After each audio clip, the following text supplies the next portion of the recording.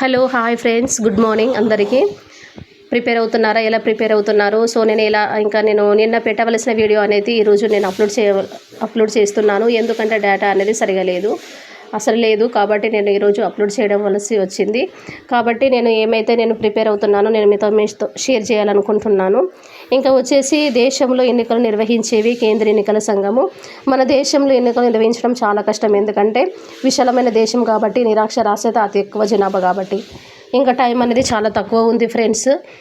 ఎందుకంటే మనము చదివిందే ఇప్పుడు రివిజన్ చేస్తేనే గుర్తుంటుంది. మళ్ళీ అంటే ఇప్పుడు కొత్తగా చదివితే గుర్తుండదు.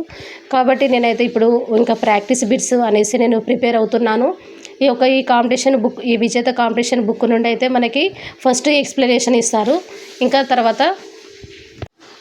ఎక్స్ప్లెనేషన్ తర్వాత ఇంకా మనకి దాని నుండి కొన్ని ఇంపార్టెంట్ బిట్స్ ఇస్తారు. సో కాబట్టి నాకైతే చదవడానికి మంచిగా కంఫర్ట్గా, అంటే ఈజీగా అనిపిస్తుంది. ఇంకా వచ్చేసి క్రింది వనరులు ఎన్నికల కమిషన్ విధి కానిది. న్యాయ సంబంధ విధులు. ఎలక్టోరేట్ అంటే ఓటర్లందరూ కలిసి. నోటో అనగా భావ వ్యక్తీకరణ, వ్యతిరేక అభిప్రాయము, అభ్యర్థుల తిరస్కారం. పోలింగ్ ఏజెంట్ల విధి. ఓటర్ల గుర్తింపు. మనకు వచ్చేసి కొన్ని మ్యాచ్ ద ఫాలోయింగ్ కూడా ఉంది.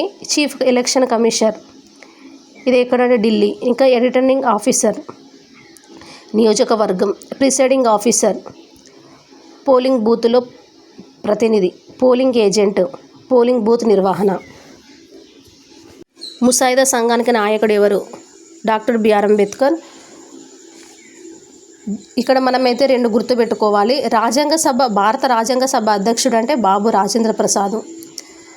రాజ్యాంగ సభలో ఎన్ని సీట్లతో భారత జాతీయ కాంగ్రెస్ అతి పెద్ద పార్టీ? 69%. ముసాయిదా రాజ్యాంగాన్ని ఎన్ని నెలల పాటు ప్రజల ముందు ఉంచారు? 8 నెలలు. ముసాయిదా రాజ్యాంగంలో ఎన్ని అధికారులు ఉన్నాయి? 395. 1946 డిసెంబర్ 13న రాజ్యాంగ సభలో క్రింది ఎవరు ముఖ్యమైన ప్రకటన చేశారు? జవహర్లాల్ నెహ్రూ. ఇంకా ఇంతకు ముందువి ప్రీవియస్ మోడల్ పేపర్స్ కూడా ఇచ్చారు. 2021, 2019. సో నేను అది కూడా ప్రిపేర్ అయ్యాను. ఇంకా వచ్చేసి మనకి రాజకీయ ధోరణుల ఆవిర్భావం. ఇంకా చాలా టాపిక్ వైజ్గా ఇచ్చారు. యాక్చువల్గా మనకి భారతదేశానికి మొదటి ప్రధానమంత్రి ఎవరంటే మనకు తెలుస్తుంది కదా, జవహర్లాల్ నెహ్రూ. ఇప్పుడు ప్రజెంట్ మనకైతే నరేంద్ర మోడీ ఉన్నారు.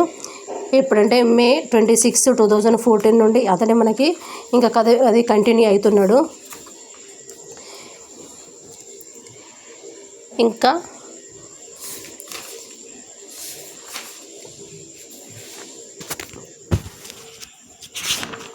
ప్రపంచ యుద్ధాల తర్వాత ప్రపంచము అదే భారతదేశం అనేసి కూడా ఇందులో వచ్చేసి కొన్ని బిట్స్. అంతరిక్షంలో అడుగుపెట్టిన మొదటి వ్యక్తి యూరి గాగారిన్. అంతర్జాతీయ న్యాయస్థానం ఎక్కడ ఉంది? The Hague. ఎన్ని సంస్థల ద్వారా యుఎన్ఓ పనిచేస్తుంది? 6.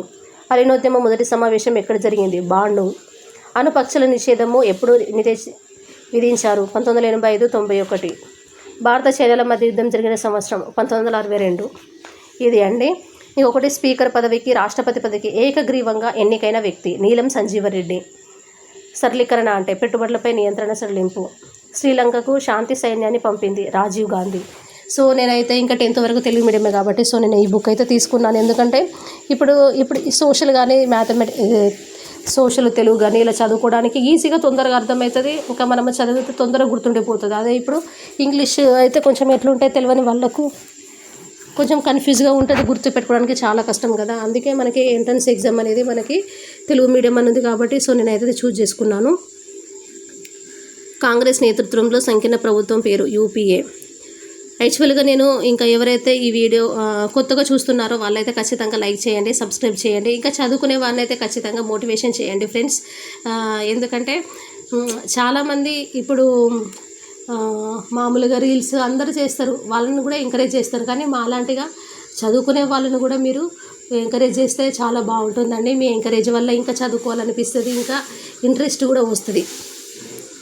సో ఇది ఎందుకంటే ఇది సెల్ఫ్ మోటివేషన్ లాగా, ఒక సెల్ఫ్ కాన్ఫిడెంట్ లాగా అనేది ఇలా నేను చదువుకోవడము, యూట్యూబ్లో అప్లోడ్ చేయడం అనేది జరుగుతుంది. ఎందుకంటే ఒక ఛాలెంజ్ లాగా ఈరోజు నేను ఇలా ఒక టైం టేబుల్ ఇంత నేను చదివాను అనేసి ఒక ఛాలెంజ్ లాగా అనేసి ఒక కాన్వెంట్ లాగా అనేసి నేనైతే అప్లోడ్ చేస్తున్నాను. సో ఎవరైతే కొత్తగా చూస్తున్నారో వాళ్ళైతే ఖచ్చితంగా లైక్ చేయండి, సబ్స్క్రైబ్ చేయండి.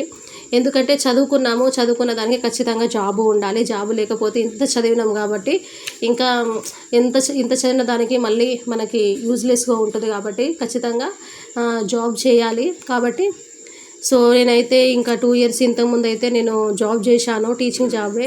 బట్ నాది బీఈడి సర్టిఫికేట్ లేదు. అందుకనేసి నేనైతే ఇప్పుడు ఇది అప్లై చేసి సర్టిఫికేట్ కోసము ఇంకా నేను చదవాలని డిసైడ్ అయిపోయాను. కాబట్టి అందుకనేసి నేను ఇది ఎంట్రన్స్ ఎగ్జామ్ అయితే ప్రిపేర్ అవుతున్నాను. ప్రజెంట్ నేను మామూలుగా ఆర్ఆర్బీ గ్రూప్ డి అవి కూడా అప్లై చేశాను. సో ఈ ఎగ్జామ్ అయిపోతే మళ్ళీ అవి కూడా చదవాలి. ఎందుకంటే ఇక ఒక స్టడీ అనేది ఇంకా ఎండ్లెస్ వరకు మనము చదువుతూనే ఉండాలి కదా. అంటే ఒక సర్టెన్ ఒక పాయింట్ ఒక దగ్గర మనం ఒక గోల్ అనేది ఒక రీచ్ అయ్యేంత వరకు మనము చదవడం అనేది ఆపకూడదు. ఎందుకంటే నోటిఫికేషన్స్ వచ్చినప్పుడే చదువుకోవడము, ఆ తర్వాత చదవడం అంటే అది కాని పరిస్థితి. అసలు ఇంకా మనం రీచ్ అవ్వాల్సిన గోల్ని అయితే రీచ్ అవ్వలేము. ఇది ఏదైతే ఇప్పుడు యాక్చువల్గా ఎవరైతే ఇంకా కాంపిటేటివ్ ప్రిపేర్ అవుతున్నారో మ్యాథమెటిక్స్ కానీ రీజనింగ్ కానీ అదైతే కంపల్సరీ డైలీగా మీరు ప్రాక్టీస్ చేస్తూనే ఉండాలి. ఇంకా కరెంట్ అఫైర్స్ కూడా డైలీగా చదువుతూనే ఉండాలి. అలా చదవడం ద్వారానే ఇంకా మనకి మంచిగా గుర్తుంటుంది. ఇంకా స్టాటిక్ జీకే అంటాం కదా, ఇంకా జనరల్ నాలెడ్జ్ కానీ అది ఎప్పుడు చదువుతూనే ఉండాలి. ఎందుకంటే మనకి ఇంకా ఏదైనా నోటిఫికేషన్ వచ్చినప్పుడు మనకు తొందరగా మంచిగా ఈజీగా చదివి అందులో మంచిగా మనము ఈజీగా ఆప్షన్స్ ఏమన్నా మనం పెట్టడానికి తొందరగా మంచిగా ఉంటుంది. టైం లేకపోతే మనము ఇంకా చదవలేము, బట్ చదివినవి కూడా గుర్తుండలేవు. కాబట్టి ఇది ఈ యొక్క నాది దట్ ఈజ్ మై ఈ యొక్క సజెషను. ఎవరైతే అప్పుడే గ్రాడ్యుయేషన్ అయిపోయి ఇంకా జాబ్గా ప్రిపేర్ అవ్వాలని అనుకుంటున్నారో వాళ్ళకైతే నేను చెప్తున్నాను. యాక్చువల్గా ఇప్పుడైతే ఇంకా నేను చాలా గవర్నమెంట్ జాబ్సే రాశాను, బట్ ఏది రాలేదు. ఎందుకంటే ఇంకా మనము బేసిక్ అనేది తెలిసి ఉండాలి. నేను యాక్చువల్గా అప్పుడు బ్యాంకు కూడా రాశానండి.